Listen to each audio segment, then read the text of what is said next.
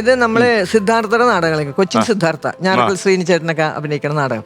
അപ്പൊ അവരുടെ നാടകം കഴിഞ്ഞ് വരും. ഞങ്ങൾ കുറച്ച് ദിവസം അടുപ്പിച്ച് നാടകം ഉണ്ടായിരുന്നു, മലബാർ സൈഡായിരുന്നു.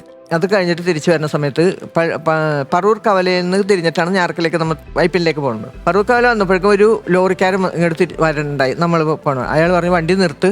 അവിടെ കുറച്ച് ആളുകൾ ഇങ്ങനെ കൂടി നിന്നിട്ട് എൻ്റെ ഇതൊക്കെ ചില്ലൊക്കെ പൊട്ടിച്ച് അയാളുടെ കയ്യിൽ ഇരുന്ന് വെച്ചാൽ പൈസ 2500 രൂപേൻ്റെ കയ്യിലുണ്ട്, അതും വാങ്ങിച്ച് എടുത്ത്. അതുകൊണ്ട് നിങ്ങൾ ഒറ്റയ്ക്ക് പോകണ്ട, കുറച്ച് വണ്ടികൾ വരും, ട്രാൻസ്പോർട്ട് ബസ് വരികയാണെങ്കിൽ അതിൻ്റെ പുറകെ പോകാൻ പറഞ്ഞു. അപ്പം അതാകുമ്പോൾ പ്രശ്നമില്ല, ബസ് വരുമ്പോൾ ഇവർ മാറി നിൽക്കും. അങ്ങനെ അവിടെ ഒരു വിജനമായിട്ടൊരു സ്ഥലമാണ്, അതായത് ഒരു പാടം. അപ്പോൾ കുറേ ആണുങ്ങൾ, ഞങ്ങളിപ്പോൾ ഈ കുറച്ച് വണ്ടികൾ വന്നപ്പോൾ ഞങ്ങൾ പോകണം. പക്ഷെ മുൻപിൽ ഞങ്ങളുടെ വണ്ടിയായിരുന്നു. അപ്പോൾ പുറകിൽ വണ്ടി ഉള്ളതുകൊണ്ട് നമ്മൾ പേടിക്കാണ്ട് പോവുകയാണ്. പോയി ആ സ്ഥലം എത്തിയപ്പോഴേക്കും ഒരു 5-8 ചെറുപ്പക്കാർ കംപ്ലീറ്റ് മെഴുക്ക് വരുത്തിയേക്കണേ, തിളങ്ങണ ലൈറ്റിന്റെ വെട്ടത്തിൽ. എന്നിട്ട് അവരിങ്ങോട്ട് വരെയാണ്, നടന്നിങ്ങോട്ട് വരെയാണ്. വരുമ്പോൾ എല്ലാ ആർട്ടിസ്റ്റുകളും ഉറങ്ങാണ് ഉറക്കത്തിൽ. അപ്പം ഞാൻ ഈ ഡ്രൈവറിന്റെ തൊട്ട് പുറകിലെ സീറ്റിലായതുകൊണ്ട് ഞാൻ അതും ഇതൊക്കെ വർത്താനം പറഞ്ഞുകൊണ്ടിരിക്കണം, ഇവന് ഉറങ്ങിപ്പോകാതിരിക്കാൻ. അങ്ങനെ ഇരിക്കുമ്പോഴാണ് ഇവർ തന്നെ. അപ്പം ഞാൻ പറഞ്ഞു, ഏട്ടാ ഷൈനെ ഇതേ അത് കണ്ടായില്ല, കുറച്ച് ആൾക്കാർ തന്നെ ഏട്ടാന്ന് പറയും. അപ്പോൾ അയ്യോ പൗൾ ചേച്ചി എന്ത് ചെയ്യും, ജേക്കപ്പേട്ടനെ വിളിക്കുമെന്ന് പറയും. അങ്ങനെ അതിന്റെ ഓണറാണ് ജേക്കപ്പെ എണീറ്റ് അദ്ദേഹം കുറച്ച് ആൾക്കാർ തന്നെ ഉണ്ടെന്ന് പറയും. അങ്ങനെ അവരിങ്ങനെ നടന്നു ഒരു വെളുപ്പിനൊക്കെ ആയിട്ടുണ്ടാവും. ഇവരിങ്ങനെ നടന്നിങ്ങോട്ട് വരെയും ഈ വണ്ടി എടുക്കണ വണ്ടി സ്പീഡിലെന്ന് പറഞ്ഞു. സ്പീഡിലും കൂടെ എടുത്തിട്ട് വണ്ടിയുടെ ഈ ചില്ലൊക്കെ പൊട്ടിച്ച്, പിന്നെ അവരുടെ കയ്യിൽ വടിവാളാ.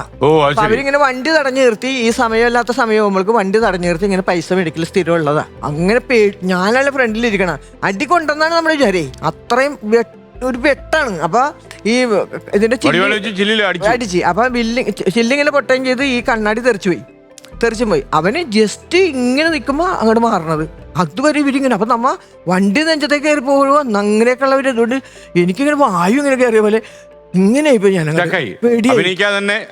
അഭിനയം വന്നു പേടിച്ച് വിറച്ചു പോയി എന്നുള്ളതാണ്. എല്ലാവരും എഴുന്നേറ്റ് കാര്യങ്ങളൊക്കെ കഴിഞ്ഞ് വന്നപ്പോഴേക്കും ഞാൻ ഇങ്ങനെ ഭയപ്പെട്ട് നിൽക്കണേ. അപ്പൊ ഈ നമ്മളുടെ വീടിന്റെ അവിടെ നിന്ന് ഒരു 10 മിനിറ്റ് നടപ്പ് ശരിക്കും ഉണ്ട് എൻ്റെ വീട്ടിലെത്താൻ. അവിടെ ആണെങ്കിൽ ഇപ്പം എല്ലാ വീട്ടിലും ലൈറ്റൊക്കെ എല്ലാം കിടത്തിയിട്ടുണ്ടാവും. ചില വീടുകളിലൊന്നും അന്നൊന്നും ലൈറ്റ് ആയിട്ടില്ല. പിന്നെ ഈ വെയിലിക്കെട്ടാണ്. അങ്ങനെയൊക്കെയുള്ള ഒരു വഴിയാണ്, ചെറിയൊരു വഴി. ആ വഴി കൂടി ഇങ്ങനെ പോകണം എനിക്ക്. ഞാൻ ഒരിക്കലും ഒരാളെ കൂട്ടുപിടിച്ചിട്ടില്ല, ഞാൻ ഒറ്റക്കാണ് അവിടെ പോണത്. അതായത് ഒരു ടോർച്ച് ഉണ്ടാവും, പിന്നെ ഒരു വടി എടുക്കും. വടി ഞാൻ പിള്ളേരോട് പറയും, വടി ആ സമയത്ത് സന്ധ്യയൊക്കെ കൊണ്ടുവന്ന് അവരുടെ എവിടെയെങ്കിലും ചാരി വെച്ചേക്കണോട്ടാന്ന് പറയും. അങ്ങനെ ആ വടി എടുത്തിട്ടാണ് ഞാൻ നടന്നു പോകുന്നത്. പട്ടിയുടെ ശല്യമുണ്ട്.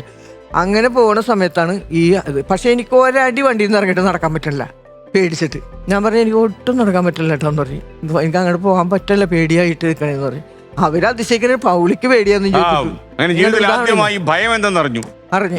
വീട്ടിലേക്ക് അതെ, വീട്ടിലേക്ക് ഒരു കണക്കിനാണ് ഞാൻ ചെന്നെത്തിയത്. അത്ര പാടില്ല, അങ്ങനെ പേടിച്ചു പോയി. 9ാം വാർഷിക നിറവിൽ